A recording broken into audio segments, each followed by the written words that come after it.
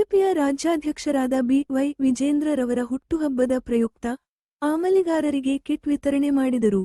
Bhagat Singh charitable trust ವತಿಯಿಂದ ಸರ್ಕಾರಿ ಶಾಲೆಗೆ ಅಡಿಗೆ ಕೋಣೆ ಕಟ್ಟಿಸಿದ್ದು, ಬಿಜೆಪಿಯ ರಾಜ್ಯಾಧ್ಯಕ್ಷರಾದ ಬಿ.ವೈ. ವಿಜೇಂದ್ರರವರ ಹುಟ್ಟುಹಬ್ಬ ಬಹಳ ವಿಜೃಂಭಣೆಯಿಂದ ಆಚರಣೆ ಮಾಡಿದರು. ಅವರ ಬರ್ತ್ಡೇ ದಿವಸ ಅಂದರೆ ಅವರ ಹುಟ್ಟಿದ ದಿನದಂದು ನಾವು ಈ ಒಂದು ಉದ್ಘಾಟನೆ ಮಾಡ್ತಾ ಇರೋದು ನಿಜಕ್ಕೂ ಒಂದು ಸಂತೋಷದ ವಿಷಯ.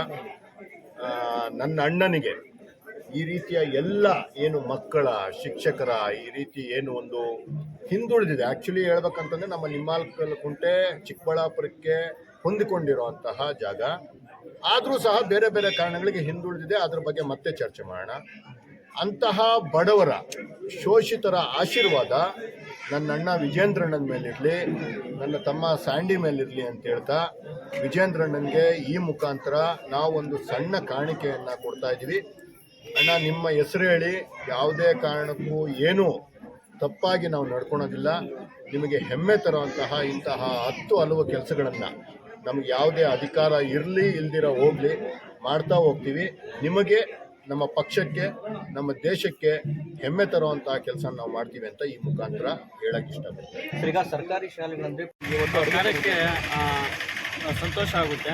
ಆದರೆ ಒಂದು ಬೇಸರ ಸಂಗತಿ ಏನಂದರೆ, ಅವ್ರನ್ನ ನಾನು ಭಾರತೀಯ ಜನತಾ ಪಾರ್ಟಿಯ ಜಿಲ್ಲಾಧ್ಯಕ್ಷರಾಗಿದ್ದಾಗ ಶಾಲೆಗೆ ನಾನು ಆಹ್ವಾನಿಸಿದ್ದು.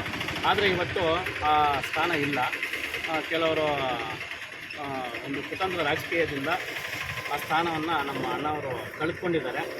ಆದರೆ ಮುಂದಿನ ದಿನಗಳಲ್ಲಿ ಅದಕ್ಕಿಂತ ಹೆಚ್ಚಿನ ಸ್ಥಾನ ನಮ್ಮ ಚಿಕ್ಕಬಳ್ಳಾಪುರ ಜನತೆ ಖಂಡಿತವಾಗಿ ನೀಡ್ತೀವಿ. ಅವ್ರನ್ನ ಮುಂದಿನ ನಾವು ಒಂದು ಶಾಸಕರಾಗಿ ನೋಡಬೇಕು ಅಂತ ತುಂಬ ಇಷ್ಟಪಡ್ತಾ ಇದ್ದೀವಿ.